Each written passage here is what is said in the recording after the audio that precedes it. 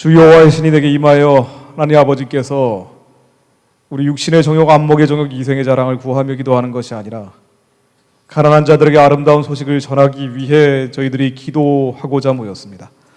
하나님, 이 자리에 강력히 임재하여 주시어 포로된 자에게 자유를, 갇힌 자에게 노임을 선포하며 마음이 상한 모든 자들을 위로하는 주님의 메시지가 풀어지게 하시고, 이 나라가 하나님 아버지께 붙잡혀 제사장 나라 통일된 선교 한국을 꿈꾸며 여기까지 왔사오니, 하나님, 주님께서 주신 꿈 땅에 흩어져 무너지지 않게 하시고, 저 만주와 시베리아 초원과 대륙을 달리며 하나님 아버지께 영광 돌리며 사는 이 나라 이 백성 될 수 있도록 하나님께서 길을 열어 주옵소서. 가련하고 불쌍한 북한 동포들의 신음과 절규와 통곡 소리를 이제는 들으시고 그들을 육신을 해방하고 영혼을 구원하여 주시며, 이 땅에 하나님 아버지의 나라가 온전히 설 수 있도록 주님의 마음을 품은 다윗과 같은 지도자, 모세와 같은 지도자들이 나올 수 있도록 하나님께서 기름 부어 주옵소서. 너무나 혼란스럽고 혼돈과 안개 속 전국이나 하나님 아버지께서 크고 비밀한 일들을 계획하고 계심을 믿습니다. 저희는 주님의 마음을 품고 부르짖고 기도하오니 하나님께서 이 땅에 주의 크고 비밀한 일들을 이제는 보여주옵소서. 처음부터 마지막까지 하나님께서 영으로 함께해 주실 걸 믿사오며 예수 그리스도 이름으로 기도드렸습니다. 아멘.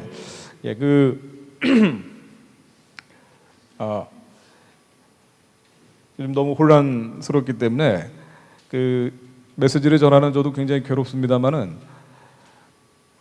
고린도후서 10장에 나오듯이 우리가 육체에 있어 싸우나 육체대로 행하지 아니하고요, 우리의 싸우는 병기는 육체에 속한 것이 아니라 하나님 앞에 높아진 모든 것들을 파하는 주님의 강력, 디바인 파워라고 하신 주님의 말씀 따라 제가 전하고자 합니다. 모든 이론을 파하고 하나님 아는 것을 대적하여 높아진 것을 다 파하고 모든 생각을 사로잡아 그리스도께 복종케 하나니, 하나님 앞에 높아진 모든 생각들, 이론들, 이념, 이데올로기, 이런 것들, 너무나 많은 정보라는 이름으로 여러분들 머릿속에 들어와 있는 것들이 다 예수 그리스도 이름 안에 낮아지기를 소망하며 말씀을 전하고 싶습니다.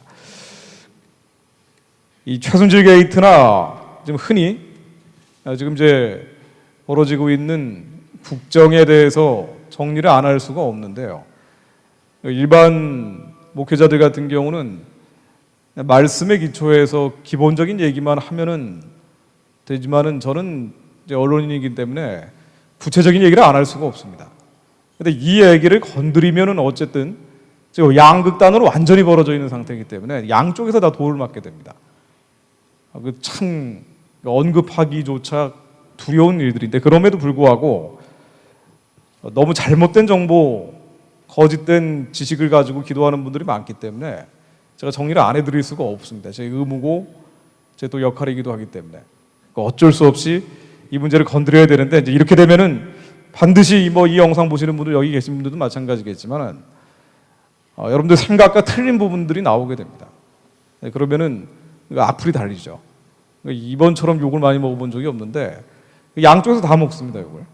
그러나 어쩔 수 없이 제가 해야 될 일이기 때문에 기도하면서 제가 정리한 생각들을 진실의 기초에서, 거짓이 아니라 진실의 기초에서 기도 제목들을 나눠드리고 가려고 합니다. 지금이 너무 중요한 때다. 그러니까 제가 먼저 말씀드리고 싶은 것은 너무 중요한 시간이라는 말씀을 드리고 싶습니다. 한국이 경제적인 위기, 안보의 위기, 여러 가지 위기들이 복합적으로 벌어져 있을 때 해필이면 이른바 최순실 게이트라는 게 터졌는데, 경제적인 위기는 말할 필요도 없이 IMF 97년도 외환 위기가 왔던 그때보다 더 어렵다라고 다들 국민들이 입을 모아 지금 얘기하고 있을 정도로 국가 채무가 683조로 나오고 있고요.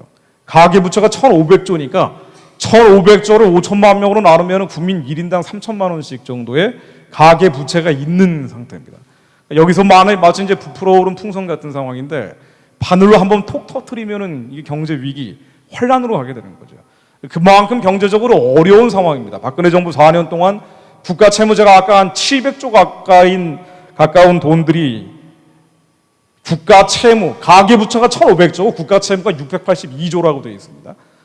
근데 박근혜 정부 4년 들어서서 200조 원 정도의 국가 채무가 늘어났다라고 되어 있기 때문에 경제가 지난 4년 동안 더 어려워졌던 것이 어쨌든 통계로 나오고 있습니다. 뭐 원인이 어디에 있든 정부의 무능이든 아니면 야당의 발목 잡기였든 그 원인이 어디에 있든 어려운 건 사실입니다. 자, 그래서 이 경제 위기를 극복하기 위해서라도 더 큰 문제가 생기지 말아야 되는데 대통령이 탄핵되는 지경까지 오게 된 겁니다. 안보의 위기는 더 말할 필요도 없을 정도로 북한의 핵실험을 5번이나 했고요. 지난해 했던 5번째 핵실험, 9월 달에 했던 그 실험은 이른바 핵무기가 소형화됐다. 그러니까 거의 완성된 것이다. 소형화되는 것은 핵무기를 작게 해서 미사일에 달아버리는 것을 뜻하는데 태영호 공사, 영국 공사였던 태영호 공사가 한국에 와서 얘기했던 것처럼 1, 2년 남았다라는 표현을 썼는데요. 이게 작아져서 미사일에 단 다음에 실제로 쓸 수 있는 상태로 배치하는 이런 때까지 한 1, 2년이 필요하기 때문에 소형화됐다라는 것은 완성됐다라는 표현도 되지만 어쨌든 실제 쓸 수 있는 때까지는 1, 2년 정도밖에 남지 않은 거의 마지막 단계, 마지막이다라고도 볼 수 있을 정도로 위기입니다. 자, 그런데 하필이면 9월 달에 북한의 핵실험을 하고 이제 위기 상황, 경제와 안보의 위기 상황으로 가고 있을 때 이른바 최순실 게이트가 터져버린 겁니다. 그리고 대통령이 탄핵되는 지경까지 오게 된 거고요. 왜 하필이면 이때 이런 일들이 발생했을까? 복잡하게 여러 가지 뉴스들을 얘기할 수도 있지만은 이런 세상적인 정보들 다 머릿속에서 지워버리고 간단히 얘기하자면은요. 하나님의 영, 하나님의 신이 임하지 않고는 한국이 살 길이 없다는 걸 뜻한다고 봐야 될 겁니다. 그러니까 우리의 힘과 우리의 능력으로 할 수 있는 일들이 아니고 주님께서 강력히 임하셔야 이사야 60장 1절로부터 나오듯이 그리해 가난한 자들에게 아름다운 소식을 전하고 포로된 자에게 자유를 갖춘 자에게 놀림을 선포하고 모든 슬픈 자를 위로하되 무릇 시온에서 슬퍼하는 자를 위하여 화관을 씌워 그 죄를 대신하고 이 모든 주님의 나라가 하늘에서처럼 이 땅에 임하는 이 기적이 주 여호와의 신이 초월적으로 임하는 것 말고는 없고요. 그렇기 때문에 국가 기도하는 분들, 정말 이 나라와 민족을 위해서 기도하는 분들의 기도가 앞으로 한 3개월, 조금 길게 보면 한 3년 정도 이 기도가 남은 이 민족의 30년 역사를 결정할 정도로 중요한 때에 서 있다라고 봐야 될 겁니다. 경제 위기, 안보 위기뿐 아니라요. 이 위기라는 건 항상 기회라는 것과 같이 오기 때문에 이 중요한 때의 또 다른 면은 위기라는 것과 함께 기회입니다. 기회는 뭔가 아니 북한이 해방되고 구원될 기회가 또 왔다는 것도 다는 너무 중요한 때라는 겁니다. 지금 우리가 어떤 때에 서 있느냐? 해필이면 왜 이런 때에 이런 탄핵이라는 사건이 벌어졌느냐? 위기이기도 하지만 기회이기도 하다. 그 기회는 북한이 이제 70년 만에 아니 그 이전에 일제시대 35년까지 합치면은 100년 넘는 노예 생활을 북한 2,400만 동포들이 끝낼 수 있는 기회가 온 때이기도 합니다. 북한의 핵실험이라는 것은 반드시 국제적인 압박과 제재를 동반하게 되죠. 자, 그러다 보니 지난번 1월 6일 날 북한이 4번째 핵실험을 했을 때 3월 2일 날 유엔 결의안 270이라는 게 통과가 됐습니다. 역사상 가장 어떤 특정한 나라에 대해서 압박과 제재를 가장 강력히 했던 것이 유엔 결의안 270인데 5차 핵실험을 9월 달에 하고 나니까 이것보다 훨씬 더 강력한 유엔 결의안 2321이라는 게 또다시 통과가 된 겁니다. 자, 그럼 이 2321이라는 게 통과되면 북한은 어떻게 되느냐? 간단히 이것도 얘기하면요. 앞으로 한 1년, 길게 보면 3년 정도만 요게 계속되면 북한은 못 버텼을 겁니다. 이건 거의 모든 전문가들이 입 모아서 하는 얘기예요. 한국의 경제 위기, 안보 위기가 심해지는 것과 함께 북한의 대외적인 국제적인 압박과 제재가 더 심해졌기 때문에 여기 2년에서 한 3년 정도만 계속됐다면은 북한의 우상 숭배 체제, 주체 사상 정권이 못 버티고 개혁 개방을 하든 아니면 아예 무너져 버리고 뻥 북한으로 향하는 길이 열려 버리든 이 둘 중에 하나의 결정적인 역사적 코너에 서 있을 때 해필이면 국가 리더십이 무너져 버린 거예요. 참 공교롭죠. 해필이면 이럴 때 말입니다. 자, 그래서 이 너무나 중요한 때 이런 일들이 발생을 했기 때문에 앞으로 그러니까 목사님 말씀하신 것처럼 2017년 뭐 짧게는 3개월이고요. 길게 보면은 1년, 거기에 2년을 더해서 3년 정도의 우리의 기도가 앞으로 우리 민족의 30년 역사를 결정지을 수도 있습니다. 이 북한의 해방과 구원이 갈라질 수 있는 일종의 변곡점에 섰다라고도 말씀을 드렸는데요. 태어공사가 오늘 뭐 조선일보 인터뷰한 내용 아주 의미 있는 내용들이 있어서 제가 몇 마디 한번 인용을 해보겠습니다. 영국 공사였던 사람이죠. 북한에 있는 해외 엘리트 가운데 대표적인 사람이고 유럽의 김정은 자금을 관리하던 사람이라고도 알려져 있는데 그건 모르겠어요. 구체적으로 어떤 내용들을 알고 있는지 모르겠지만 유럽에 있는 북한의 간첩망이 크게 두 가지가 있는데 일본의 조총련이 있고 유럽에 있습니다. 유럽에 있는 간첩망도 알고 있지 않겠는가 뭐 이런 얘기까지 나오는 인물입니다. 이 태어공사 북한의 로얄 패밀리라고 볼 수 있는데 이 사람이 여름에 도망왔죠. 한국으로 도망와서 이제 언론에 공개됐습니다. 근데 이러한 만약에 이게 탄핵이라는 것 혹은 최순실 게이트라는 것 이런 것이 없었다면은 북한은 아주 결정적 급변의 사건을 맞을 수도 있었을지 모르는데 어쨌든 이 양반이 한 얘기 보면은요 북한의 로얄 패밀리니까 내부의 사정을 잘 알고 있는 사람일 겁니다. 양극화가 심한 평양은 외부에 눈을 뜨면은 이 사람이 했던 얘기입니다. 오늘 인터뷰한 내용인데요. 외부에 눈을 뜨면 즉 정보가 북한에 들어가면은 물먹은 담벼락처럼 무너질 것이다. 그러니까 북한은 정보가 들어가면 무너질 것이다라고 얘기를 합니다. 왜 그러느냐? 북한 정권이 너무 잔인하기 때문이에요. 김정은에게 아무 희망도 발견할 수 없기 때문이라고 얘기를 합니다. 그래도 스위스에서 공부를 했기 때문에 김정은이 되면은 김일성, 김정일 시대와는 다르게 중국 정도로라도 개혁 개방을 하지 않겠는가라고 기대를 했으나 이거는 기대일 뿐이었고 북한은 개혁 개방하기가 어렵죠. 불가능에 가깝다라고 봐야 될 겁니다. 왜 그런 거 아니? 인터넷 만만 깔리게 되면은 그러니까 개혁 개방을 정말 김정은이 결정을 하게 되면은 김정은을 그 정당성 있는 정통성 있는 통치자로 인정할 리가 없죠. 왜냐하면 북한 주민들이 너무 괴롭혔기 때문에 한 번도 민주적인 선거를 통해서 당선된 지도자가 아니기 때문에 민주적 정당성이 없는 지도자이기 때문에 개혁 개방을 하는 순간 중국 정도라도 개혁 개방을 하면은 북한 정권은 무너진다라는 것을 김정은이 너무 잘 알고 있죠. 그렇기 때문에 중국으로 변화하지 않는 겁니다. 자, 그래서 김정은이 집권하자마자 했던 것이 사람을 죽이는 거예요. 공포 정치였는데 자, 이 공포 정치가 어느 정도였느냐? 태용공사 얘기입니다. 자기 마음에 안 든다고 중앙당 아래에 있는 한 개 부서를 도륙을 낸 적도 있다. 직책 있는 사람은 모두 총살을 하고 문서 나르는 말단 행정원까지 모두 수용소에 보냈다.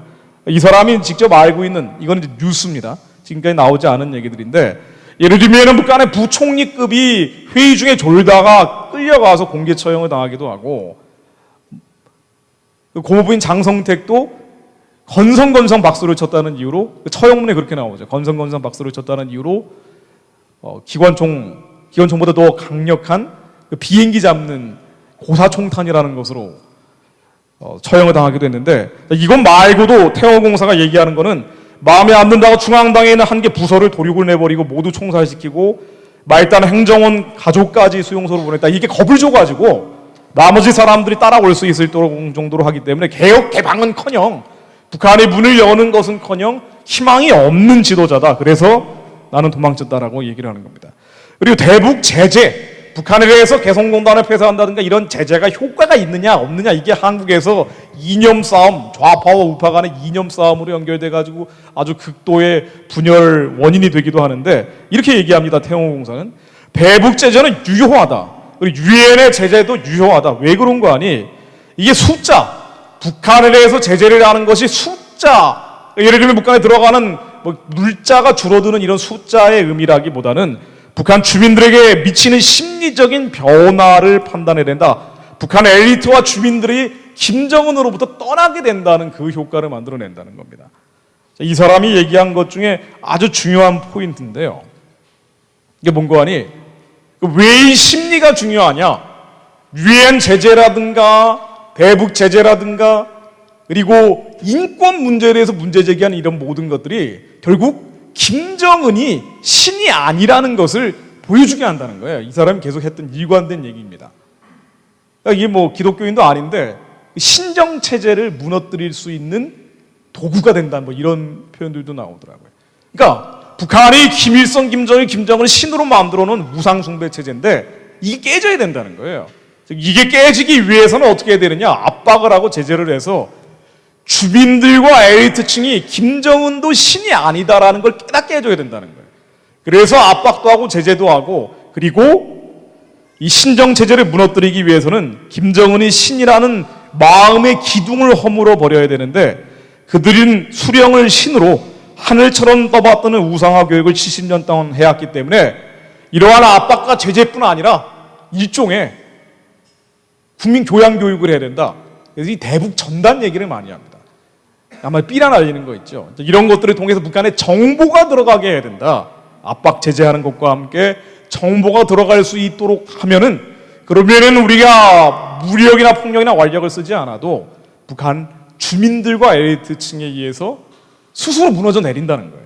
뭐 이게 개혁 개방을 하면 좋겠지만은 김정은이 이걸 끝까지 거부할 수밖에 없는 환경이기 때문에 무너져 내릴 것이다라고 얘기합니다. 김정은이 국제형사재판소 ICC라는 데가 있는데, 이제 여기에다가 제소한다든가 북한 인권 문제를 계속 얘기하는 것 또한 김정은이 범죄자라는 확실한 메시지를 줘서 김정은은 신이 아니다. 요컨대 뭐냐면은요, 이 사람이 오늘 인터뷰한 내용은 김일성, 김정일, 김정은을 신으로 만들어 놓은 이 신정체제가 우상숭배죠. 주체사상입니다. 이게 깨져야 된다는 거예요. 이 깨지기 위해서는 김일성, 김정일, 김정은을 신의 자리에서 끌어내려야 된다. 이게 핵심이라는 겁니다. 이게 물리적으로 압박과 제재를 하는 것도 있지만 결국 한국의 기독교인들, 깨어있는 기독교인들이 기도했던 게 맞았다라는 것을 반증해주는 얘기이기도 합니다.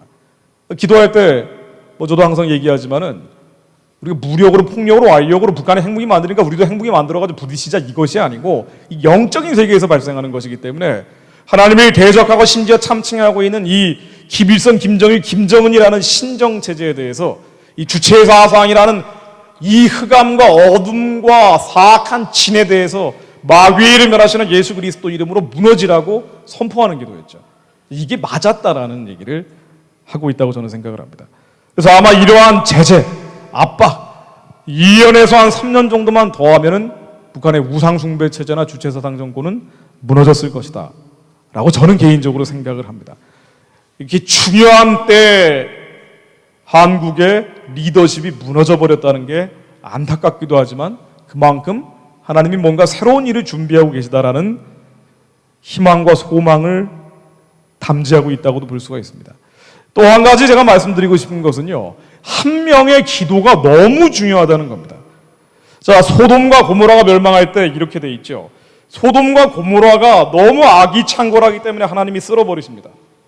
한국에 대해서도 소돔과 고모라란 비유를 하는 경우도 많은데, 이 죄악과 음란이 가득 찼기 때문에 창세기 18장 20절을 보면은요, 여호와께서 가라사대 소돔과 고모라에 대한 부르짖음이 크고 그 죄악이 심히 중하니, 하나님이 그래서 이 소돔과 고모라를 끝내려고 하시죠. 죄악과 음란이 너무 가득 차 있기 때문에 끝내려고 하시는데, 이때 아브라함이 얘기합니다. 의인과 함께 악인을 함께 멸하시렵니까 하면서 의인 50명만 있어도 살려주시지 않으시렵니까 라고 얘기를 하죠.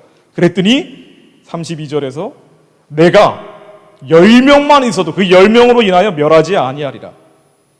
이 비유는 마태복음 11장 29절에 예수님이 가라지와 곡식을 같이 뽑을까 염려해서 그만 두신다는, 심판을 잠시 멈추신다는 마태복음 11장 29절에도 반복이 되어 나옵니다. 가만두어라, 가라지를 뽑다가 곡식까지 뽑을까 염려하노라.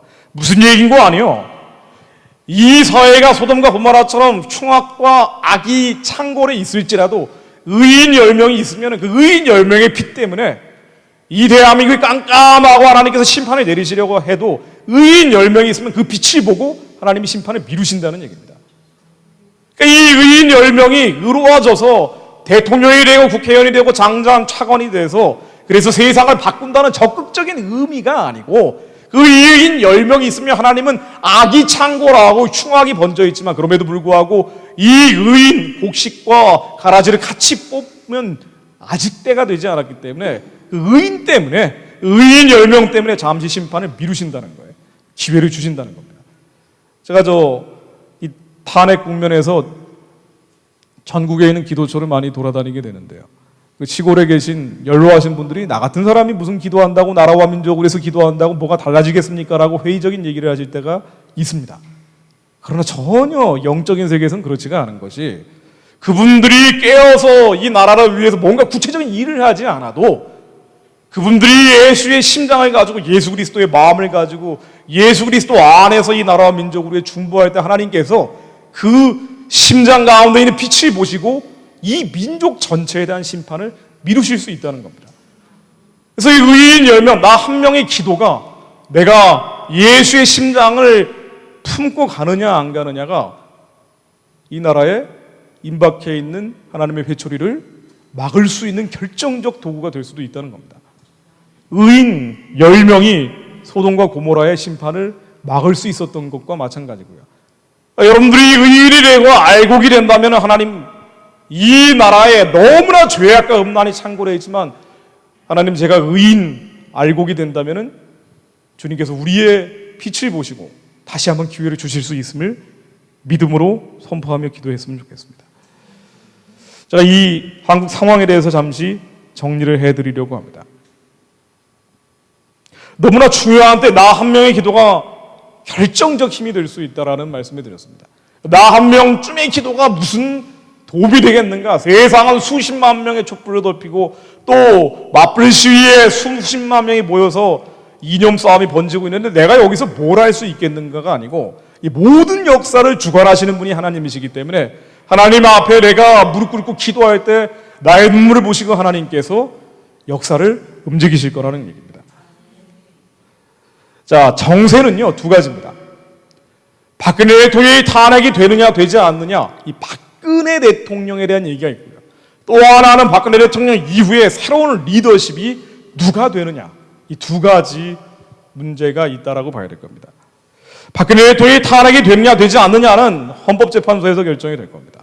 헌재 이전에 국회에서 탄핵을 결정할 때까지는 뭐 여러 가지 논란이 있었겠지만 어쨌든 지금 남아있는 것은 법적인 해결 절차입니다. 헌법재판소에서 헌법 65조에 나오는 것처럼 박근혜 대통령의 재임 중에 헌법과 법률의 위반이 중대하다라고 본다면은 탄핵을 인용해서 파면시킬 거예요.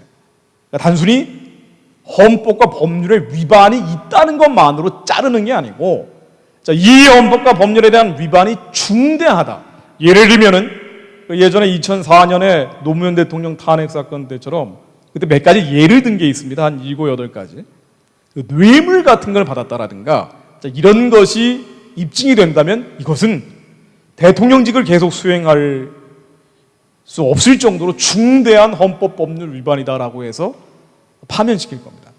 그래서 이제 몇 가지 예를 든 게 있는데 어쨌든 대통령이 마지막까지 검찰 수사를 거부했기 때문에 검찰이 박근혜 대통령의 죄에 대해서는 구체적으로 얘기를 한 건 없어요.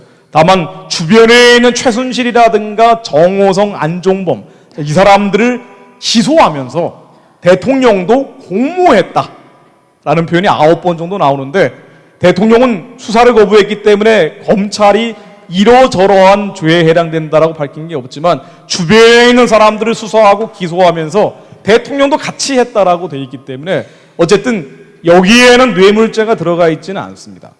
그래서 헌법과 법률에 위반된다 하더라도 과연 중대한 것이냐, 이건 이제 헌법재판소가 앞으로 판단을 하게 될 거예요. 그리고 이 헌법재판소가 판단을 하는데 중요한 자료가 될 수 있는 게 현재 특검이라는 게 있죠. 특별검사라는 거를 임명해가지고 수사를 따로 진행하고 있잖아요. 자, 그래서 여기에서 어떠한 수사 결과가 나오느냐에 달려 있다라고 봐야 될 겁니다. 자, 박근혜 대통령이 구체적으로 어떠한 헌법과 법률을 위반했느냐, 이거는 제가 언급을 굳이 할 필요는 없을 것 같습니다.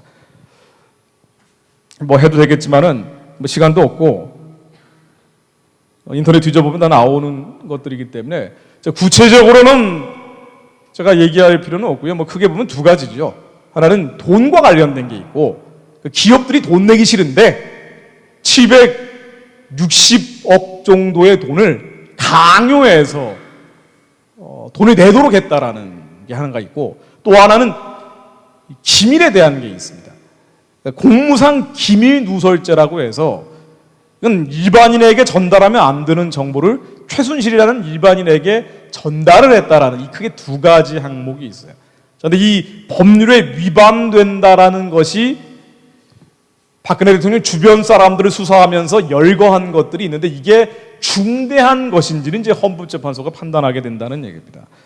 그래서 어쨌든 헌재가 이걸 결정을 하면서 과연 중대하냐 중대하지 않느냐를 지금 예측하기로는 한 3월 정도에는 나오지 않겠느냐, 결론이 뭐 이렇게 얘기 나오고 있는데, 이게 언제 나올지는 구체적으로는 알 수는 없습니다.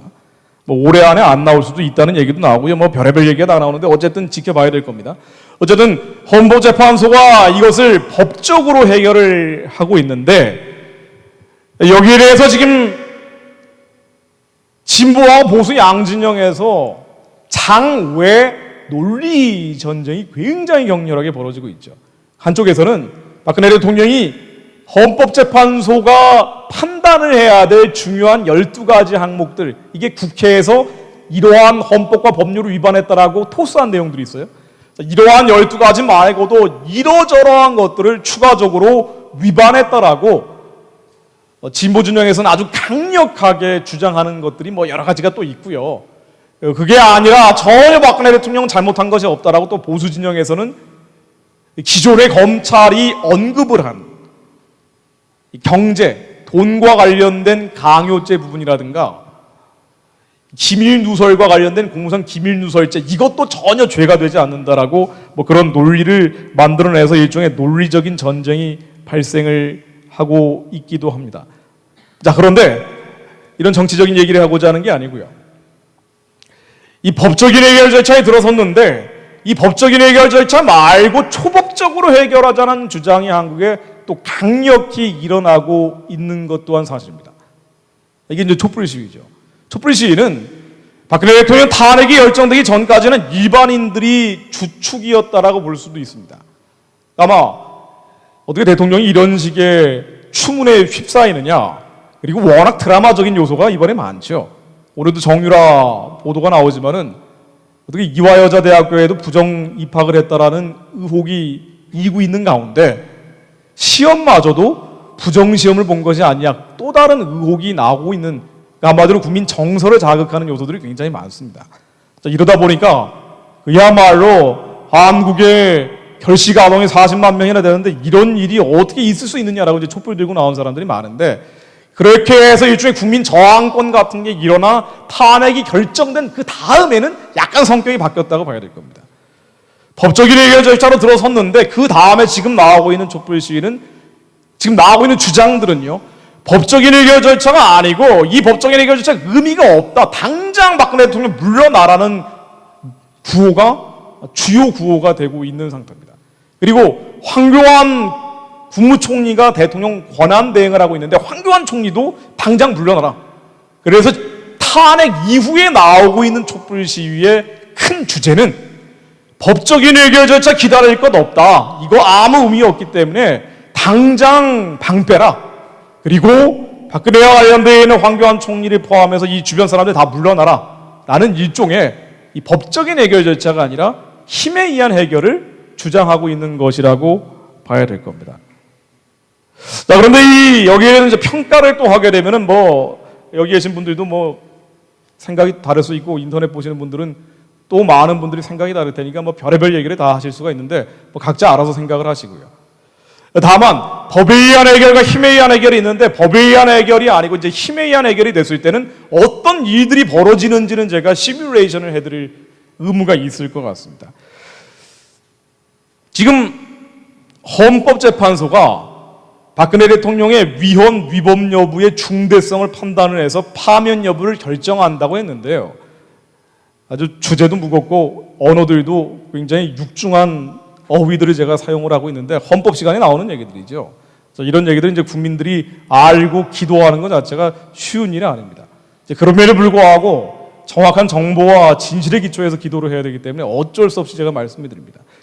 일단 법적인 해결 절차에 들어섰는데 이거 의미 없다, 힘으로 해결하자라고 만일 이게 현실이 되면 어떤 상황들이 전개되는 거 아니에요. 물러나기 싫어하는 박근혜 대통령을 힘에 의해서 물러나게 하는 겁니다. 자, 그렇게 되면 한국은 진보하고 보수 양축이 있고 좌파하고 우파 양 진영이 있는데 보수와 우파 한쪽 축이 완전히 무너져 내린다는 것을 의미한다고 볼 수도 있습니다. 자, 그래서 진보 좌파 쪽으로 힘이 압도적으로 쏠리게 되는 일종의 무게중심이 한쪽으로 이동을 하게 되죠.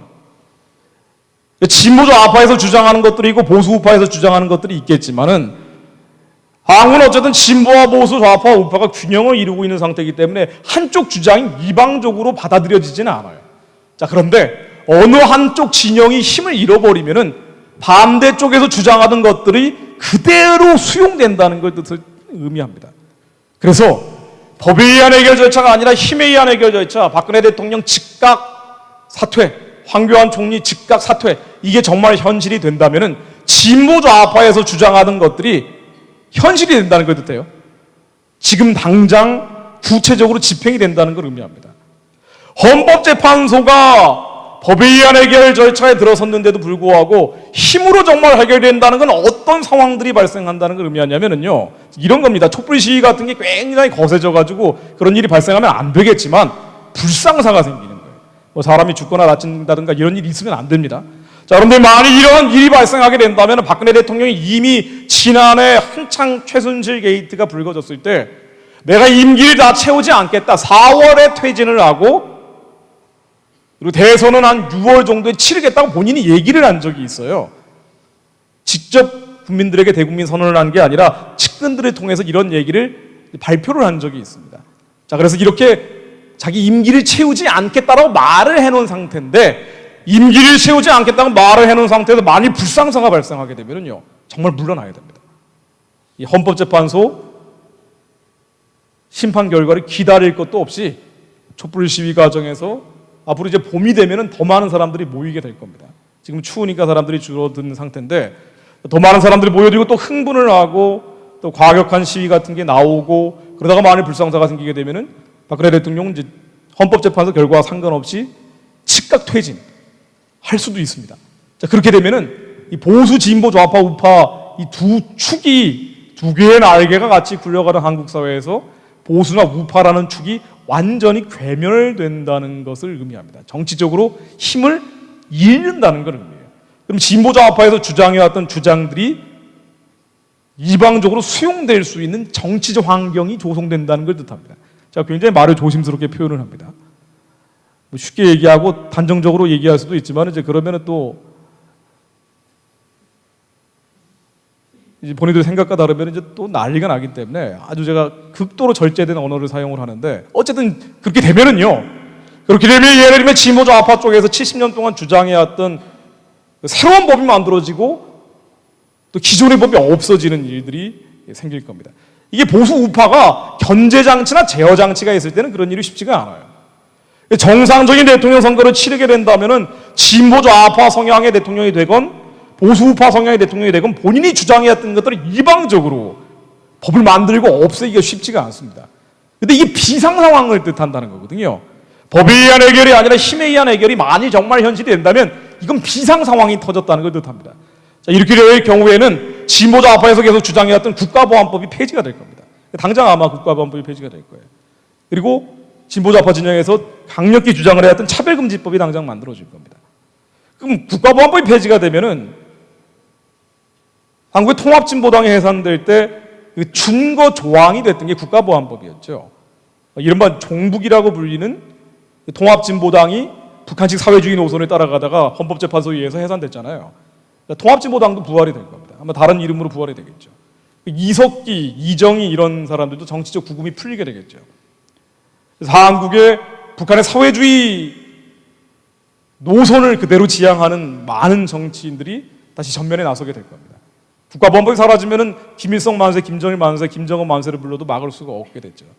김일성 동상, 김정일 동상을 세워도 저지할 수가 없게 됩니다. 이게 국가보안법이 의미하고 있는 건데 이제 국가보안법이 사라지게 되겠죠.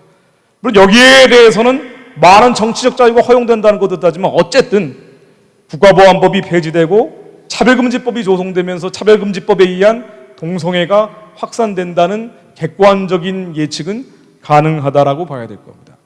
그리고 한국의 대외 노선이 한미 동맹 중심에서 한중 우호 중심으로 바뀌게 될 겁니다. 첫 번째로 사드 배치가 철회가 되겠죠. 이건 야당에서도 계속 주장하는 거기 때문에 아마 정상적인 선거를 치른다 하더라도 뭐 야당 집권을 하는 정권 교체가 된다면 당장 사드 배치는 철회가 되겠지만은, 그러나 이런 비상 상황, 법에 의한 해결이 아니라 힘에 의한 해결되면 더더군다나 가장 먼저 사드 배치는 철회가 될 겁니다.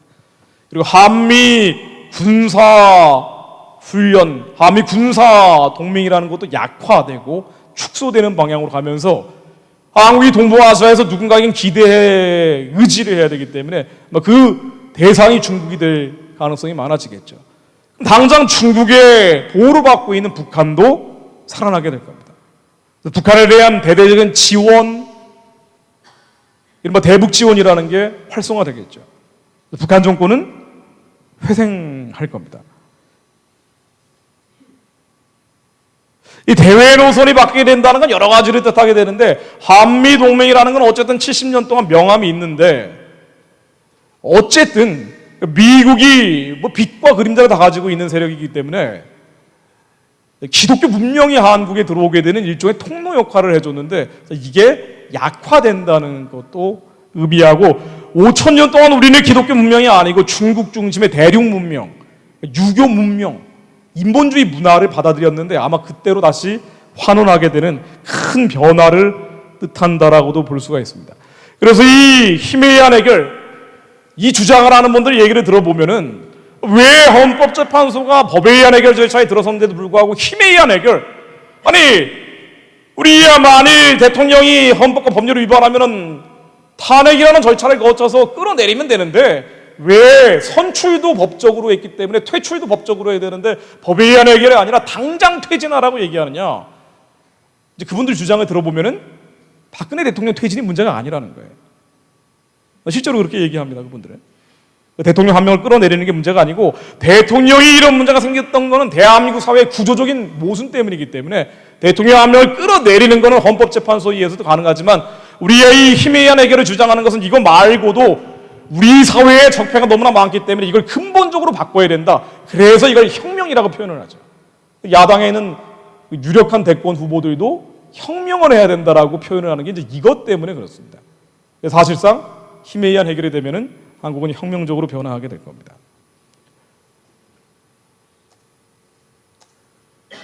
자, 그런데 여기에 대해서 보수 우파,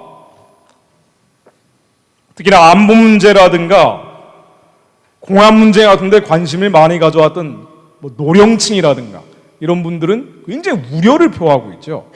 왜냐하면은 법에 의한 해결 절차가 진행되는 걸 기다릴 것도 없이 힘에 의해서 해결하자 그러니까 겁이 나는 거예요.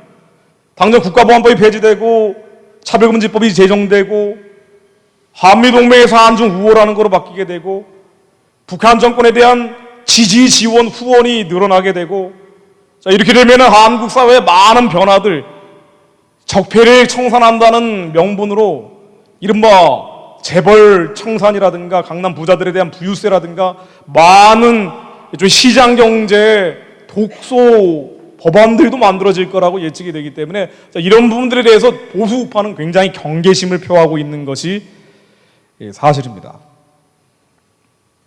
자, 그래서 여기에 대해서 많은 이제 반박이 이른바 촛불 시위 말고 맞불 시위라는 형태로 나오고 있는데, 이게 이제 뭐 촛불 시위 말고도 그에 상응할 만큼 많은 숫자의 보수 우파 진영 사람들이 모여서 맞불 시위를 하고 있죠. 지금 그래서 이념 싸움, 거의 전쟁이 벌어진 상태라고 봐야 됩니다. 근데 여기에서 이제 이 이념 싸움이 벌어지게 되고 일종의 사상적 전쟁이 심해지면은요, 거기에는 진실이라는 게 별 의미가 없어지는 것 같아요. 그러다 보니까 싸움이 심해지니까 여러 가지 문제 제기들이 이제 되고 있는데, 여기에는 설득력 있는 문제 제기도 있고 그다지 설득력 없는 문제 제기도 있고 막 뒤섞여 있는 상태입니다. 예를 들어보자면은 지금 박근혜 대통령 탄핵에 대해서 문제 제기하는, 탄핵이라는 게 잘못됐다라고 문제 제기하는 것들 중 이제 대표적인 게 언론 문제 제기하는 것들이 있습니다. 실제로 박근혜 대통령이 탄핵이 될 때 이 언론에 의해서 마녀 사냥당했다, 이제 보수 우파에서 주장하는 내용 중에 하나입니다. 여러분들이 이제 이 문제, 지금 한국에 대해서 한국 상황이 어렵다는 거 다 알고 있기 때문에 기도를 해야 되는데 이 기도하기 위해서 정보를 채집하다 보면은 어떤 한쪽 진영의 정보를 채집하게 될 수밖에 없어요. 진보 좌파에서 만들어낸 거 아니면 보수 우파에서 만들어낸 거. 기도자들도 어떤 쪽의 이념대로 기도를 하게 된다는 겁니다. 그래서 진영 논리에 가담을 해서 기도를 할 수밖에 없는, 왜? 정보가 이 한쪽에서 한번 가공돼서 나오기 때문에 그래요. 뭐가 정확한 진실이고 진실이 아닌지 이 구분이 잘 안 됩니다. 분명히 지금 기도해야 될 텐데 한국교회가 정신 차리고 하나님이 이 나라에 은혜를 내려 주십시오라고 부르짖어야 될 텐데 불구하고 왜 이렇게 기도를 안 하는가 하고 보면 너무 헷갈린다는 거예요. 뭐가 진실이고 진실이 아닌지. 자, 제가 그래서 예를 한번 들어보는 겁니다. 진보 좌파 쪽에서 뭐 다 그런 건 아니지만은 법에 의해서 해결하자는 진보 좌파도 있지만 이 중에서 극단적인 진보 좌파를 중심으로 힘에 의한 해결을 하자라고 막 몰아치고 가니까, 아니 박근혜 대통령 잘못한 건 알겠는데 뭐 이렇게 생각하는 분들도요, 잘못한 게 없다라고 생각하는 분들도 있지만 어쨌든 잘못한 게 많다라고 보는 사람들도 법에 의해서 해결하면 되는데 왜 자꾸 힘에 의해서 해결하자 그러니까 막 두렵잖아요. 겁이 나고. 자, 그러다 보니까 이 진영 싸움이 심해지는데, 이 진영 싸움이 심해지면서 보수 우파 쪽에서 진보 좌파 쪽에 문제 제기를 하는 대표적인 게 언론의 과장 보도, 선동 보도입니다. 그럼 이 언론의 과장과 선동은 어느 정도냐? 왜냐하면 우리는 언론을 통해서 대부분의 정보들을 채집하기 때문에 그렇습니다. 언론의 과장과 선동이 심했던 것이 진짜 사실이에요. 이건 뭐 진보 좌파든 보수 우파든 어떤 진영 논리를 떠나서 그냥 객관적으로 보면은, 야, 이번에 최순실 사건이 터지면서 너무 언론이 심하다라는 생각을 저도 지울 길이 없습니다. 저도 방송 나가서 맨날 말을 하는 사람이지만 지나칠 정도로 선동적이에요. 결론을 이미 내려놓고 이게 사실 확인이 됐던 건 됐던 것이 아니건 간에 일단 결론을 내려버리고 잘못했다라는 전제를 깔아놓고 그대로 논평을 해가는 경우가 많습니다. 저는 어쨌든 중립을 지키려고 굉장히 필사적인 노력을 하지만 그 필사적인 노력을 하는 과정에서 대학 노트를 3권을 만들었어요. 여기 같이 나온 사람들보다 더 많이 알지 않으면 정확한 정보를 그들보다, 한마디로 감정적으로 선정적으로 평가하는 사람들보다 정확히 얘기할 수가 없습니다. 그렇기 때문에 정말 필사적으로 노력을 하는데, 근데 대부분의 평론가들 보면은 쉽게 얘기를 합니다. 그러니까 분위기가 한쪽으로 쏠려가면은 그냥 그야말로 뭐 복날에 개 잡듯이 잡아버리는 경우가 많아요. 지나치게 선동적이죠. 자, 이러다 보니까 나온 보도들 가운데 사실이 아닌 것들도 꽤 많이 있습니다. 예를 제가 한번 들어볼게요. 뭐 여기 뭐 보안소님 얘기 제가 나중에 드리겠지만은, 예를 들면 언론이 그야말로 최순실 사건과 관련해서 수없이 보도를 쏟아내면서, 예를 들면은 최순실 아들이 청와대 5급 행정관 특혜 근무를 했다. 어떤 특정한 언론사만 이런 보도를 한 게 아니고요. 대한민국 언론들이 다 그랬어요, 지금. 이거 사실 아닙니다. 완전한 오보였죠. 최순실 아들은 없습니다. 통일 대박이라고 박근혜 대통령이 얘기를 했는데 이게 최순실 아이디어라는 보도도 나왔습니다. 제가 뭐 특정 매체는 얘기를 안 할게요. 방송사에서 나온 건데 이거 사실 아니죠. 통일 대박이라는 그 신창민 씨가 쓴 통일은 대박이다라는 책에서 인용을 한 거죠. 이거 사실 아닌데 이렇게 나왔습니다. 트럼프가 박근혜 대통령을 비하했다, 이런 발언을 했다. 이건 역시 사실로 확인된 게 전혀 아닙니다. 최순실이 박근혜 대통령 이란 순방을 할 때 박근혜 대통령 전용기에 동승을 했다. 이것도 사실이 아닌 것으로 확인됐는데도 불구하고 마치 사실인 것처럼 언론이 보도를 했어요. 최순실 언니 최순득이 박근혜 대통령과 동기 동창이다 라고 보도를 어떤 매체가 했는데, 그리고 다 인용을 해가지고 떠들어댔는데도 불구하고 동기 동창 아닌 것으로 학적부를 확인해 보니까 확인이 됐습니다. 대통령이 이런 말을 했습니다. 5월 5일 어린이날 간절히 바라면 온 우주가 도와준다라고 얘기를 했는데 이게 샤머니즘 발언이다. 박근혜 대통령이 샤머니즘과 관련이 있는지 없는지 그건 모르겠어요. 어쨌든 본인이 공식적으로 주장한 거는 단전호흡을 뭐 94년도부터 했었고, 그리고 아침에 명상을 할 때는 몇 시간 동안 명상 상태에 들어가기도 했었고, 뭐 이런 것들은 본인이 주장을 하는 건 그러니까 맞는데, 그런데 정말 이 간절히 바라면 온 우주가 도와준다는 말을 한 게 샤머니즘, 정말 무당 같은 사람한테 말을 듣고 한 것이냐? 그런데 이 얘기는 실제로 어디 나오냐면은요, 한국의 베스트셀러였던 올로 코엘료의 소설 연금술사의 이 한 대목 중에 나오는 걸 인용을 한 거라고 합니다. 그래서 이것도 역시 사실이 아니었는데 이런 보도를 했죠. 황교안 총리가 해고 통지를 문자로 받았다. 뭐 지난해 아주 떠들었던 뉴스 중에 하나인데 이거 전혀 사실 아니었습니다. 결정적 오보가 이제 이런 겁니다. 보안 손님인데 이게 왜 이 얘기가 나왔냐면은요, 경호실에, 대통령 경호실에 이영석 차장이라는 사람이 12월 5일 날 국회의원들이 뭐 질문 공세를 쏟아내는 과정 중에 이런 얘기를 했어요. 최순실이 보안 손님이다. 보안 손님은 어떤 정식 절차 없이 그냥 프리패스로 통과하는 사람을 보안 손님이라는 은어로 부른다 그래요. 그래서 이 사람이 보안 손님인 건 맞는데 차은택이라고 해서 최순실의 오른팔 같은 사람이 있었다 그러죠. CF 감독이고 이 사람 통해 가지고 CF 회사 만들어 가지고 기업들에서 뭐 등을 치고 막 했다 그러잖아요. 그런데 어쨌든 이런 차은택이라는 사람도 보안 손님이다라고 얘기를 해버렸어요, 이 사람이. 경호실 차장이. 자, 그래가지고 언론이 막 쏟아냅니다. 최순실도 보안 손님인 게 문제인데 차은택이라는 사람, 이 남자잖아요. 프리패스로 청와대에 출입을 한 것이, 아니, 대통령이 독신의 여성인데 뭔가 있는 거 아니냐, 썸씽이 있는 거 아니냐, 이런 식으로 막 보도를 쏟아냅니다. 심지어 한국의 유력한 일간지의 논설위원은 이런 얘기를 합니다. 차은택이라는 사람이 보안 손님으로 확인됐다라는 얘기를 인용을 하면서 대면 접촉을 그토록 싫어하는 박근혜 대통령이 심야 시간대에 차 씨를 만난 건 분명히 이례적이다. 근데 어쨌든 경호실 이영석 차장이라는 사람이 이 사람이 보안 손님인 건 맞는데 이 사람도 보안 손님이라는 질문에 예, 맞습니다라고 얼떨결에 대답을 했어요. 그런데 이 대답을 했다고 해서 이 사람이 심야에 박근혜 대통령을 홀로 대면 접촉한 그 얘기를 한 건 아니거든요. 그런데 언론은 마치 심야에 독신의 여성 대통령이 이 남자 차은택이라는 사람을 프리패스로 통과시켜가지고 만난 것처럼 막 떠들어대기 시작한 거예요. 진실은 뭐냐? 여기에 대해서 검찰이 이런 얘기를 합니다. 뭐 검찰도 보수 우파는 믿지는 않는데 어쨌든 그 믿지 않는 검찰조차도 검찰의 특별수사본부의 노승권 서울중앙지검 1차장이라는 사람이 기자들이 막 질문을 해대니까 이렇게 얘기합니다. 차은택이 청와대에 들락말락했다는 의혹도 있는데 본인은, 이 사람은 절대 그런 적 없다. 난 보안 손님도 아니고 청와대 간 적도 없다라고 얘기를 했어요. 본인은 이런 말을 하고 있다라고 말을 하면서 우리가 과학수사기법을 동원해 보니까 차은택은 출입을 한 적이 없다 라고 얘기를 했어요. 한마디로 보안 손님이 아니다라고 검찰이 확인을 해줬는데도 불구하고 언론은 마치 차은택과 박근혜 두 사람 간에 뭔가 있는 것처럼 심야에 대면 접촉을 했다는 식으로 보도를 한 거죠. 그러니까 기업들한테 돈 받았다는 거, 기밀을 누설했다는 거, 이 두 가지가 확실한 불법이라 하더라도 국민 감정, 정서를 이런 부분들이 자극을 하니까 탄핵까지 가게 됐다라고 보수 우파는 막 주장을 하는 거예요. 이렇게. 뭐 또 이게 오보였던 게 사실이기 때문에 그러한 논거가 또 서기도 하는 겁니다. 또 하나 태블릿 PC 같은 겁니다. 태블릿 PC 뭐 얘기 많이 나오죠. 뭐 이게 도대체 무슨 소리냐, 태블릿 PC가. 사실 제가 이제 이게 이 귀한 시간 들여가지고 뭐 이렇게 분석을 하고 있습니다만은, 무슨 어떤 국민들이 이걸 어떻게 하나하나 분석을 하면서 이런 뉴스를 보겠어요. 그러니까 보수 우파 성향인 분들은 언론에서 나오는 보도는 다 가짜다 이렇게 봐버리고, 좀 극단적인 보수 우파 성향인 분들은 더 심하고요.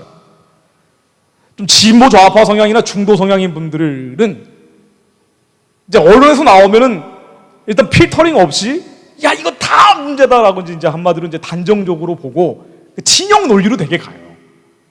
진실을 정확하게 판단을 하고 분석을 하는 그런 시간이 없기 때문에. 그럼에도 불구하고 제가 염려하는 건 뭔가 아니, 국가 기도자들마저 이 진영 논리로 가게 될 경우는 진실이 아닌 거짓말에 기초해서 기도하고 계시다는 거예요. 저도 하루에 수없이 카톡, 문자 메시지를 받게 되지만은 카톡을 통해서 받게 되는 이 수많은 문자들이 대부분 사실이 아닌 것들이 많습니다. 기도하는 분들마저 이렇게 사실이 아닌 것들을 가지고 기도하면은요, 한 가지 분명한 현상이 발생을 합니다. 기도의 순서가 바뀌어요. 가장 중요한 기도 제목들인데 이게 뒤로 밀려버려요. 그래서 이 가짜 기도 제목이 올라가 버립니다. 자, 그래서 비교적 지금 돌아가고 있는 상황들, 저는 사실 언론 보도를 여러분들에게 보지 않아도 된다라고 말씀드리고 싶어요. 인터넷도 아예 보지 않아도 된다라고 말씀드리고 싶습니다. 이 정보들이 여러분들이 진위 여부를 판단할 수 있는 시간적 여유나 마음의 여유가 없기 때문에 이거를 정확히 판단을 해서 기도하는 건 너무나 어려워요.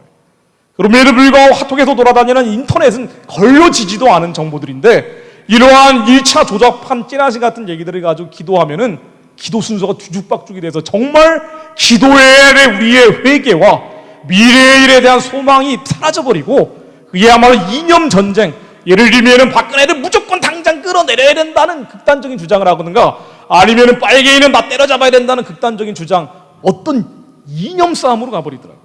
국가 기도자들이. 근데 왜 그런가 하고 보면은 들어오는 정보가 부정확한 정보들이 많기 때문에 그래요. 그래서 차라리 TV 보지 마시고 인터넷 보지 마시고 하나님께 이 민족을 그대로 올려드리고 우리의 죄악 때문입니다라고 회개하고 통곡하는 것이 저는 더 맞다라고 생각을 합니다.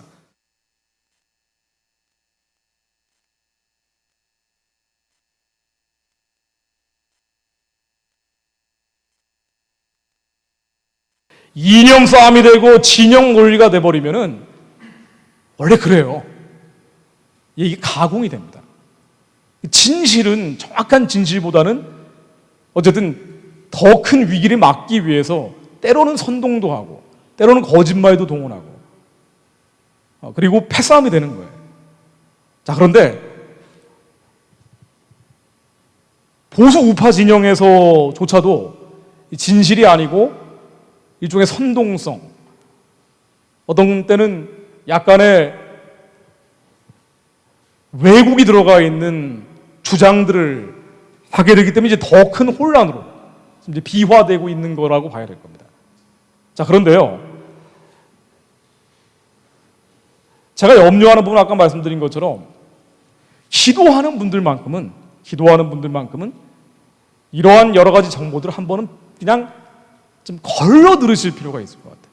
이 진영 싸움이나 이념 전쟁에서 발생하는 것들이다라고 한 번은 걸러 들으시고 지나치게 자극적인 내용들이 담겨 있는 것은 약간은 좀 평가가 들어갔겠거니라고 TV에서 일반 주류 매체에서 보도를 하는 것도 혹은 인터넷상의 카톡으로 돌아다니는 것들도 한 번쯤 좀 걸러 들으실 필요가 있다는 생각이 듭니다. 지난번 11월 달에도 북한의 특수부대가 땅굴 통해서 한국으로 내려온다고 카톡으로 엄청 돌았었죠. 그날 정말 전쟁 벌어졌나요? 발생하지 않았죠. 그러니까 나라가 걱정되는 건 이해가 됩니다만은, 그러나 이 돌아다니고 있는 정보들 가운데 너무나 진실과 멀어져 버린 것들이 많기 때문에 오히려 주류 매체가 아닌 경우는 더 한 번 걸러서 보실 필요가 있다는 생각이 듭니다. 어떤 면에서는 주류 매체가 그런데 너무나 선동을 많이 하기 때문에 이것도 믿을 수가 없고 죽도 법도 아닌 상태가 되고 있는데, 자, 이렇게 될 경우에는 기도의 우선순위가 바뀌어져 버리고 우리가 뭘 먼저 기도해야 되는지에 대한 먼저 기도해야 될 제목들이 뒤죽박죽이 돼버리기 때문에 이거 연구해서 기도하시면 더 좋겠지만은 그럴 여유가 없으시다면은 정말로 본질적인 기도, 더 문제가 무엇이 있는지에 대한 본질적인 기도를 하는 것이 중요할 것 같습니다. 자, 본질적인 기도 제목 제가 몇 가지 말씀드리고 정리하도록 하겠습니다. 제가 이 한국의 언론 보도나 진영 싸움에 대해서 좀 긴 시간을 말씀드렸는데 이거는 어디에서도 환영받는 얘기가 아니라는 거 저도 알고 있습니다. 이 얘기하면 보수 우파도 싫어하고 진보 좌파도 싫어해요. 그런데 여러분들이 이념가가 될 것이고 운동가가 될 것인지 아니면 기도자가 될 것인지 선택을 하셔야 될 겁니다. 한국의 운동가나 이념가가 필요한 건 사실입니다. 특히나 한국이 지금 상황으로는 진보 좌파 쪽으로 한쪽으로 쓸려가고 있기 때문에 이걸 한쪽에 균형을 맞춰줘야 될 보수 우파 진영이 지금 괴멸된 상태죠. 보수 정당도 무너지고 보수 대통령도 쫓겨난 상태고, 그렇기 때문에 균형을 맞출 필요가 반드시 필요합니다. 자, 그러나 진실과 상식에 기초해서 합리적인 주장을 해야 되는데 이런 진실과 상식이 무너져 버렸을 때는 그야말로 더 큰 문제가 발생할 수 있다는 건 염두하실 필요가 있고요. 그리고 이것보다 더 중요한 것은 정말로 하나님께 맡겨져 있는 이 나라의 운명을 놓고 하나님 앞에 기도해야 될 기도자들이 필요하다는 거예요. 운동가나 이념가도 필요하지만 더 중요한 것은 기도자들이라는 겁니다. 뭘 기도할 것인가? 박근혜 대통령에 대해서 일방적으로 맹목적으로 무조건적으로 옹호하는 것도 이념에 치우친 면이 있고요. 그렇다고 해서 지금 당장 끌어내리겠다라고 얘기하는 것도 역시 이념에 치우친 면이 있습니다. 우리가 이 이념 하나님 앞에 높아진 모든 생각들을 다 내려놔야 돼요. 정말 하나님이 원하시는 게 뭘까? 지금 박근혜 대통령이 물러나고 물러나지 않고는요, 어차피 지금으로서는 임기를 채우기 어렵습니다. 본인이 임기 채우지 않겠다고 얘기했기 때문에. 탄핵이 되거나 안 되건 간에 임기를 못 채우는 상황이에요. 사실상 비상 상황이라고 볼 수가 있습니다. 왜 이런 일이 발생했느냐? 이거는요, 이 사회의 죄악과 음란이 너무 가득하기 때문이에요. 그렇기 때문에 국가 지도부까지 이런 문제가 생긴 겁니다. 이에 대한민국의 헌법과 법률에 위반된 구체적인 법률 위반이 있는지 없는지는 헌법재판소가 판단을 하겠지만, 어쨌든 우리 사회의 죄악과 음란이 너무 가득 차니까 위에까지 올라가서 고장이 나버린 거예요. 이 죄악과 음란에 대해서 우리가 회개해야 돼요. 우리가 이 죄악과 음란에 대해서 회개하는 회개가 가장 1순위인데, 이게 빠져버리고 이념전쟁으로 하고 진영싸움으로 가버리면은, 아니 그거 하실 분들도 필요하지만, 그러나 지도자들이 없는데 우리의 연계에서 결정될 문제들 다 치워버리고 이념 싸움, 진영 논리로 가버리면은, 그럼 정말 더 큰 문제가 생긴다고요. 한국이 지금 여기까지 왔는데도 회개하지 않으면은요, 박근혜 대통령이 물러난 다음에 더 악질적인 지도자가 옵니다. 당연하죠. 우리 사회 죄악과 음란 때문에 그의 수준에 맞는 대통령을 줬는데, 우리가 회개하지 않으면은 그 수준에 맞는 또 다른 지도자를 보낼 거예요. 우리의 이 지도자 마음에 안 든다라고 해서 당장 물러나라고 하면은요, 아마 우리의 죄악과 음란에 합당한 또 다른 지도자를 줄 겁니다. 그래서 회개가 먼저 돼야 된다는 거예요. 자, 아까 얘기한 것 중에 참 저도 괴로워요. 나라 걱정되시니까 한다는 거 알아요. 그런데 기도하는 분들만큼은, 나라를 위해서 충고하셨던 분들만큼은 조금 더 우선순위를 두고 해야 될 기도들이 있다는 거예요. 이게 회개입니다. 우리의 얼마나 이 사회에 죄악과 음란이 가득 차 있습니까? 낙태율 1등, 자살률 1등, 생명을 가볍게 여기는 게 일상화돼 버렸잖아요. 흡연율, 음주율 1등, 청소년 흡연율, 음주율 1등, 돈과 물질과 육체가 중시가 돼서 성형수술 1등인 나라, 한국의 음란 노출도가 1등인 나라가 되어버렸습니다. 어쩌다 이 지경이 되어버렸습니까? 우리의 기준이 육신의 정욕과 안목의 정욕과 이생의 자랑이 되어버린 거예요. 제가 통계 하나 인용해 드릴게요. 아주 대표적인 통계니까. 여성 흡연율, 음주율도 1등인데요. 이 얘기하면 정말 저도 욕 많이 먹었지만 어쩔 수 없이 얘기를 합니다. 한국의 변태, 퇴폐, 향락업소들이 너무 많은데, 공식적으로 조사를 안 하려고 하는데 한번 조사한 적이 있습니다. 여성가족부에서 12년 전에 한번 한 적이 있어요. 성매매 여성이 최소 유럽의 10배 정도로 나옵니다. 20, 30대 여성의 4% 정도라고 나옵니다. 물론 다 사연이 있겠죠. 퇴폐, 향락, 음란업소에서 일한다고 해서 이거를 판단하고 정죄하자는 얘기가 아니라, 그러나 한국 사회에 그런 수요가, 소비가 많이 있다는 거잖아요. 근데 이 4%, 20, 30대 여성의 4%가 여성가족부의 공식 통계인데, 여성단체에서는요, 최소 이거보다 3배가 많다고 얘기를 합니다. 그러면 유럽보다 30배가 많은 거예요. 여러분 한번 보십시오. 식당가 한번 가보세요. 퇴폐, 음란, 향락 없어요. 한국의 장로님들 가운데 율락업소 한번 이용 안 해본 분들이 있는지 한번 나와보라고 하세요. 한국에 죄악과 음란이 너무 창궐해 있어요. 우리의 이 죄악과 음란이 창궐하고 돈과 물질과 육신, 돈을 사랑하는 게 만악의 근본이 돼 있는데, 우리가 이 부분에 대해서 미혹되고 정신이 나가버려 있다는 걸 차리지 않으면요, 그런 상태에서 우리의 회개하고 도구하고 기도하는 건 다 빼버리고 이념 싸움, 정치 싸움에만 함몰해버리면, 그러면은 어떻게 되겠냐고요. 한국이 기도하는 분들만큼은, 그 남은 렘넌트, 남은 자들만큼은 그래도 이 부분을 놓고 부르짖고 기도해야 되지 않겠습니까? 더 심각한 문제는 전 이거라고 봅니다. 왜 한국이 이렇게 혼란스럽고 죄에 대해서 둔감해져 버렸을까? 저는 이렇게 봅니다. 북한 문제 때문이라고 봐요. 너무 단정적으로 얘기하는 거 아니냐 반문하실지 모르지만은, 북한이라는 너무나 우리가 삼척동자도 알 수 있는 선과 악의 명확한 빛과 어둠의 구분에 대해서 이게 악이 아니다, 이게 어둠이 아니다라고 여기에 대해서 기준을 잃어버리면 모든 기준이 무너져 버립니다. 북한의 우상숭배 체제의 주체 사상 정권, 이 영적인 음란이 죄가 아니다라고 봐버리면은 한국에서 발생하는 모든 죄악에 대해서 이것도 죄가 아니다라고 보는 거예요. 너무나 명명백백한 죄에 대해서 죄가 아니라고 보면은 그보다 조금 더 작은 사이즈, 작은 규모의 죄에 대해서는 죄가 아니라고 둔감해져 버리는 거예요. 예를 한번 들어볼까요? 2013년도 10월 30일 날 11월 8일까지 부산에서 WCC가 열렸죠. 10차 총회가 열렸습니다. 이때 한반도의 평화와 통일에 관한 성명서가 한국교회가 대부분 참가해가지고 발표합니다. 이거 뭐라고 해놨냐면요, 2013년도 10월 31일에 WCC 10차 총회에서 나온 겁니다. 남북한 교회, 여러 가지 얘기들이 있지만은, 여러 가지 얘기들이 있어요. 북한 정권에 대한 경제 제재, 금융 제재를 해제해라. 북한 정권은요, 우상숭배 체제예요. 주체사상 정권입니다. 북한 정권 무너지라면 무슨 극우 세력이라고 뭐 얘기하고 그러는데요, 북한 정권은 무너져야 돼요. 다만 하나님의 방식으로 평화적으로 무너지길 우리는 바랄 뿐이에요. 하나님의 영과 하나님의 신임에서 북한 주민들에 의해서, 북한 엘리트들에 의해서 스스로 저 북한 내부의 변화가 일어나길 우리는 바랄 뿐입니다. 그러나 북한의 우상숭배 체제의 주체사상 정권은 무너져야 돼요. 그거 당연한 얘기 아닙니까? 그런데 이 북한 정권에 대해서 경제 제재와 금융 제재를 해제해라. 이걸 한국 교회가 세계 교회하고 연합해가지고 성명 내면 되겠습니까? 북한 정권이 악하다는 인식이 없는 거예요. 북한의 정치범 수용소를 지금도 20만 명이나 가두고 있고, 북한의 치아 교인들 수없이 많은 사람들의 통곡 소리가 들리는데, 이 사람들이 죽이고 있는 것에 대해서 이게 잘못됐다라고 보는 인식 자체가 너무나 희미한 거예요. 그러니까 이런 얘기를 하죠. 외세 한반도에서 모든 군사훈련을 중단을 해요. 이게 한국 교회가 세계 교회하고 연합해서 내일 성명 내용입니까? 외세 한반도에서 모든 군사훈련을 중단해라. 한반도에서 군사훈련하는 외세는요, 미군밖에 없어요. 한미 군사훈련 중단하라는 거예요. 이렇게까지 중요한 거예요, 한미 군사훈련 중단시키는 게? 북한의 항무기 얘기 한마디 들어가지 않고, 북한의 미사일 얘기 한마디 들어가지 않고, 모든 외세의 군사훈련 중단하래요.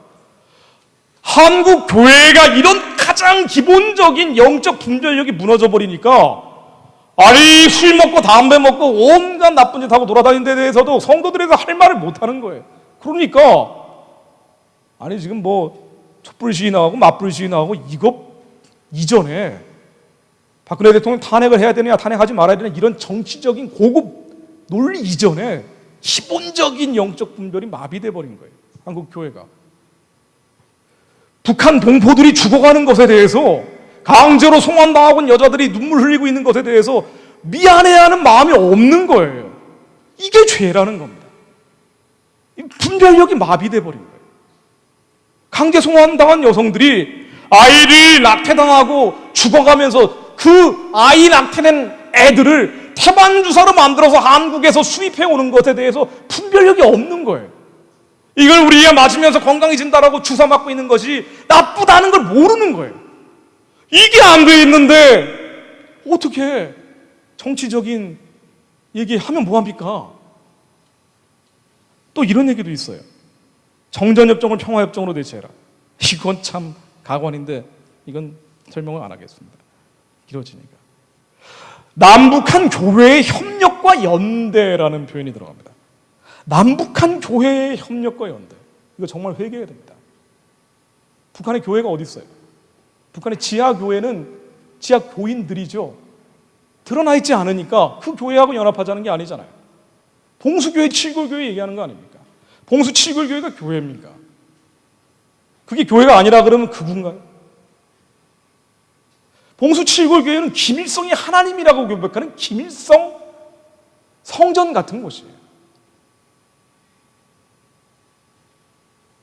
주체 사상에 따라서 사람의 생명이 육신의 생명, 사회정치적 생명 두 개가 있는데, 영원한 생명인 사회정치적 생명을 주는 것이 조선의 하나님은 김일성이다라고 논리가 돼 있어요. 여기에 따라서 주체 사상이 주체 신학으로 변태되고, 주체 신학에 따라서 봉수 칠골교회를 만들어서 김일성을 더 잘 믿고 더 잘 따르면 나도 영원한 생명을 누릴 수 있다. 교회에서 나오는 우리의 복음을 김일성의 엉뚱한 논리로 바꾸는 거예요. 이거는요, 가짜 교회도 아니에요. 김일성 성전입니다. 그런데 여기하고 한국교회가 협력을 합니까? 심지어 연대를 해요.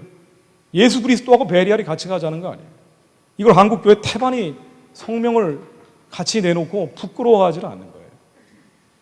일제시대 신사참배를 하고 우리가 얼마나 혹독한 후과를 치릅니까? 그때는 살기 위해서 한 거죠. 근데 누가 죽입니까 지금? 한국교회가 이런 기본적인 부분들에 대해서 분별을 안 하고 죽어가는 통곡 소리에 대해서 귀를 막아버리고 그들의 울부짖음에 대해서 살려달라고 하는 꽃제비들의 이야기에 대해서 완전히 눈을 감아버리고, 북한 정권 지원이 분명한데도 불구하고 이게 북한 주민 지원이라고 거짓말하면서 북한 체제 지원을 하고 있고, 북한에서 죽어가는 애들은 정치범 수용소, 꽃제비, 추방 지역에서 주로 세 군데에서 나오는데, 북한 정권에게 주는 돈이 북한의 고아원, 영아원에 보내는 것이 그들에게 들어간다라고 그렇게 얘기를 해도 끝까지 아니라면서 정권과 체제를 돕고, 여기에서 분별력을 잃어버리면은요, 그 밑에 것들, 이 사회의 죄악과 음란 분별 못합니다. 심지어는 가장 민감한 정치적인 부분들, 많은 지식과 정보가 필요한 이 부분은 더 분별하지 못할 겁니다. 자, 그래서 마무리하겠습니다. 가장 우선이 되어야 될 것은요, 한국 교회가 하나님께 돌아오는 거예요. 한국 교회가 돌아와야 됩니다. 한국 교회가 북한 정권을 지원하고 그 우상숭배 체제와 주체사상 정권이 이제 다 끝나가는데도 불구하고 대북지원이라는 이름으로 이 망해가는 우상숭배 체제 주체사상 정권을 되살려내겠다라고 별의별 좋은 수식어를 붙이죠. 인도적 지원이라는 수식어를 붙여서 죽어가는 포들에 대해서는 아예 눈 감고 귀 막아버리고 찔끔 무시해버린 채 중국에서 떠돌아다니는 수십만 명의 꽃제비들이 있다고 하는데 이 아이들 데려올 생각은 하나도 안 하고요. 그런 채 이 어마어마한 신정체제가 악하다는 생각을 못 해버리고 영적으로 분별력을 잃어버리면 다 마비가 돼버립니다. 이걸 회개해야 돼요. 그리고 우리의 영적인 음란, 이건 영적인 음란이에요. 한국교회가 남북한 교회 협력과 연대를 하겠다는 건 영적인 음란입니다. 봉수 칠골교회하고 조선 그리스도 연맹하고 연대하고 협력하겠다는 거는요, 그건 잘못된 거예요. 이 영적인 음란 여기에 대해서 잘못됐다는 걸 모르면은요, 육적인 음란은 더더군다나 잘못된 걸 몰라요. 그러나 우리가 회개해야 됩니다. 그래야지 소망이 생깁니다. 그래야지 74년도 이게 엑스플로 사진입니다.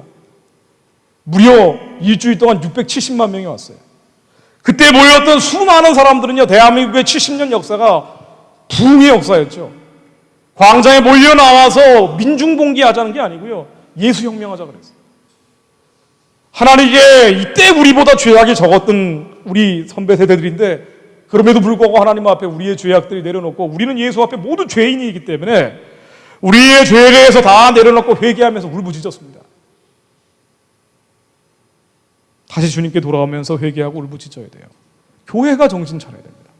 교회가 깨어나서 빛을 발하지 않으니까 어둠이 창궐하는 거예요. 바퀴벌레들이 돌아다니는 거예요.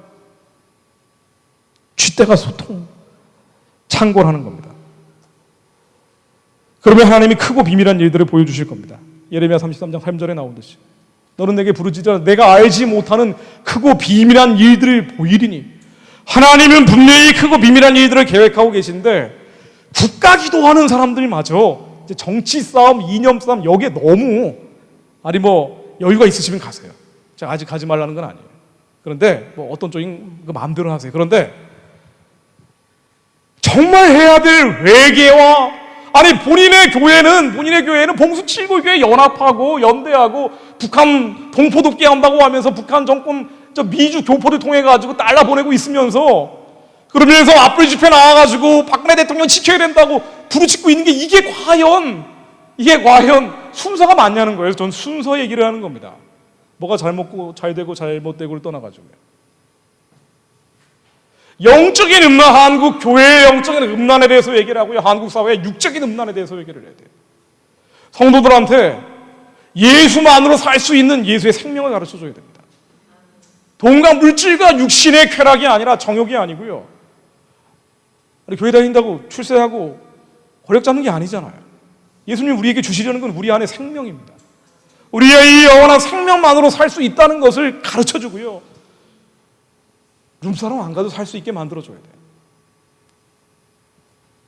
우리의 육적인 음란을 회개하고 그때 하나님께 부르짖어야 됩니다. 요한복음 15장 7절에 나오듯 너희가 내 안에, 내 말이 너희 안에 거하면 무엇이든지 원하는 대로 구하라. 그리하면 이루리라. 우리 안에 구한다고 이루어지는 게 아니고 너희가 내 안에, 내 말이 너희 안에 거하면 무엇이든지 원하는 대로 구하라. 그리하면 이루리라. 예수의 생명 가운데서 우리가 구할 때 하나님이 크고 비밀한 일들을 이제 보여주실 거예요. 크고 비밀한 일들은 남 안에서 발생할 수도 있습니다. 우리는 지금 보이지 않지만 박근혜 대통령 탄핵될 누가 예측을 했어요? 아무도 예측 못한 사건입니다. 트럼프 대통령 당선될 거라고 예측 못했어요.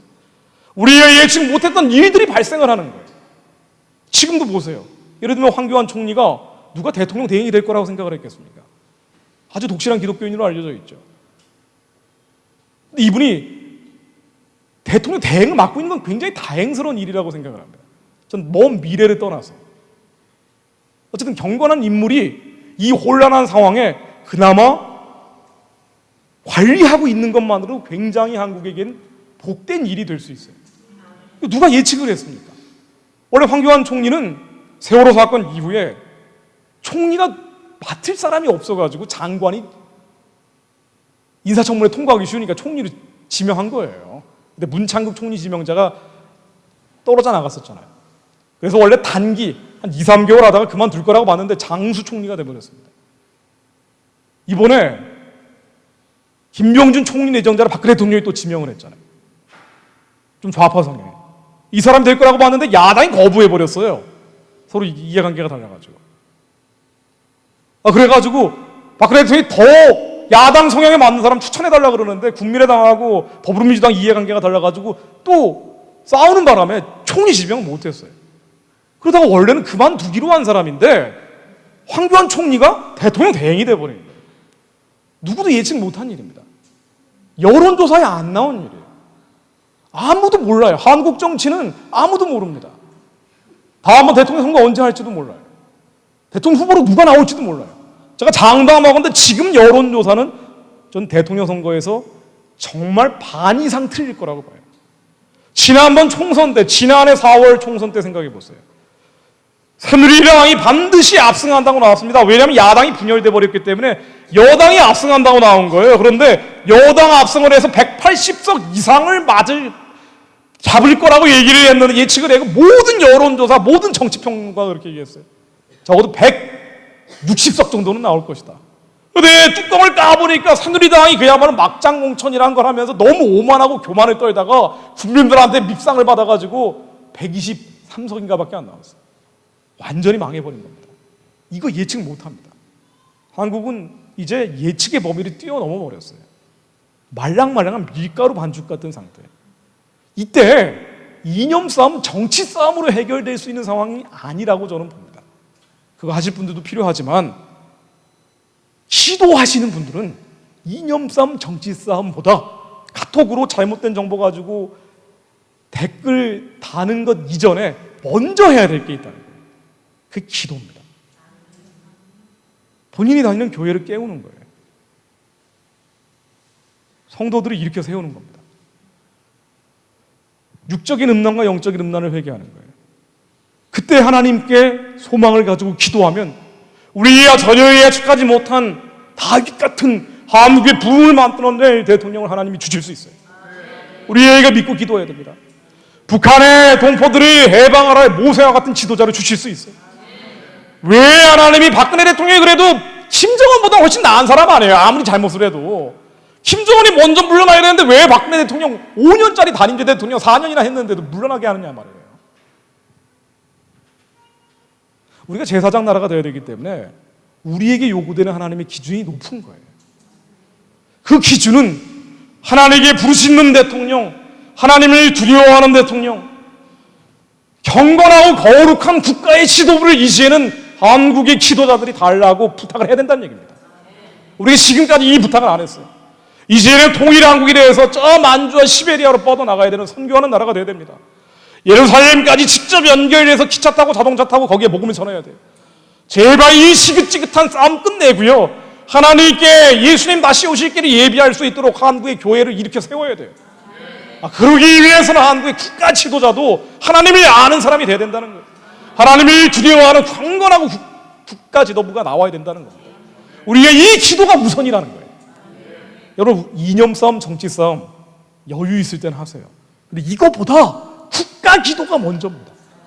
하나님께 부르시고 한국교회를 깨우는 게 먼저예요. 그래야지 하나님이 크고 비밀한 일들을 교회를 통해서 내리실 거예요. 그러면은 세계화학에 아무 소망이 없어지는 것 같아도 북한의 어느 날 갑자기 태어공사가 얘기한 것처럼은요, 이 태블릿 PC가 남한에서 도는 게 아니고 북한에 한 10,000대 정도 깔리면서 북한이 갑자기 민중봉기가 일어날 수도 있어요. 이제는 미군 철수하고 한국 망했다라고 끝나가는 것 같은데도 불구하고 기도하는 사람들이 마지막까지 소망을 품고 부르짖어서 하나님이 극적인 역전극을 만들어내실 수도 있습니다. 하나님이 역전의 하나님입니다. 여러분, 그래서 너무